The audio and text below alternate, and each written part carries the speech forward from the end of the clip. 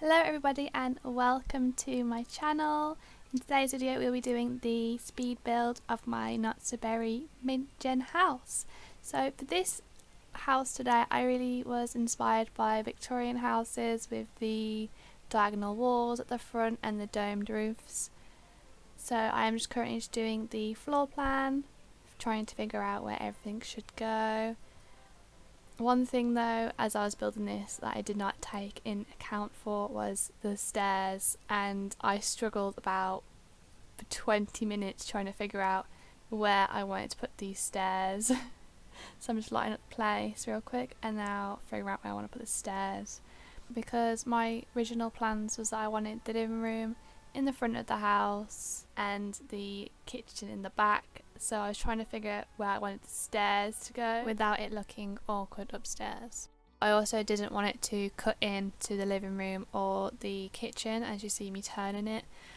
So I just put plop straight in the middle and try to build around it. But the one thing I didn't want though is the walls. As you can see, I didn't want it to be fully enclosed, but I didn't want it to be open at the bottom. So then I tried to do half walls. That ended up looking a bit dodgy and funky. I really wanted the walls to fit to the stairs, but I had no idea how I could do that. So then I brought in another pair of stairs and it was automatically on there, so I just simply replaced the stairs with the new stairs and then I got the wall bit. Moving on to the doors, I wanted arches and not just no walls for my house. So I found this 3-grid one from, I think it was Strangeville or Realm of Magic, and it was perfect. It fitted what I was having in mind, like it's a grand entryway, but I realised they hadn't had a 2 or a 1-grid version of it, just a 3-grid one. So I just grabbed this one, I think from either Strangeville or Realm of Magic. I think it was Strangeville. I just used that one instead because it has the same kind of grandeur as the other one. But then after I finished downstairs I came upstairs and I realised how awkward the stairs were placed, but I was happy with how the downstairs was looking. I knew I had to change the upstairs, but I decided to focus on the outside instead by putting a roof. And I didn't realise this, but how awkward that extra box on the left is. That goes eventually. Trust the process. I knew I wanted a pointy roof at the front of my house, but for some reason the roof was slightly clipping, so I couldn't have it too tall, which was a bit annoying because Victorian houses quite have that pointy roof that's really tall than the rest of the roofs. So that was a bit annoying, but for the rest of the house I had no idea what I was doing with the roofs. It kind of looked like a big higgledy-piggledy mess, too mixed-matchy. I was like, this is too much roof. I'm just going to get a reference and see how it looks. I start off by getting rid of this box. I tried slimming it down, seeing how it looks, try and add a bit more of a balance to it, but I just end up getting rid of it completely and then moving the bathroom inside to upstairs. Where I finally got a reference, I was like, okay, they have a little front piece up here. I was going to keep this straight and not try and do like a curved roof. But then I was struggling with, because I couldn't adjust the pointy roof any taller because then the walls would clip. The roofing had to be really short, which was a bit of a difficult one, but I managed to make it work. And then I added a walkway portion, a porch, there we go, porch, to add some balance down below to try and get rid of that straight cut edge side. And I think that really helped with the whole house altogether. Once I figured out the roof and added that little porch at the bottom, it was coming together and I was like, yes, I am done with the roof, let's move on with the rest. So now with the roof done, I added a trim around the bottom. I do later add it to the top as well. I thought it was perfect for the mint generation since they are materialistic. I think having a big fancy house was perfect. So next up, after I just rejigged the roof a little bit, we do focus on the wallpaper. I really wanted to slide in. I feel like most Victorian houses like this do have slide in. This colour was a bit too intense, so I do go for a more muted tone in the end. Literally had to speed this up a bit faster because I literally spent 10 minutes trying to find the perfect shade and I couldn't find it anywhere. I even tried to go out the game and trying to CC Wallpaper, but it was not mint. It was like green or blue, and I was literally to the point where I wanted to make my own CC wall just so I could get the right shade because I couldn't find it anywhere else. It's the closest one, but it was still a bit bluey in game, so I literally just categorised blue and green and tried to find a mid ground, and then I managed to find this one. Looking back now though, I still think this is still a bit greeny in my case. It's not so mint, but yeah, I was so done with trying to find it. I couldn't find it anywhere, so I was like, this will do. I added some little strips of white with the columns.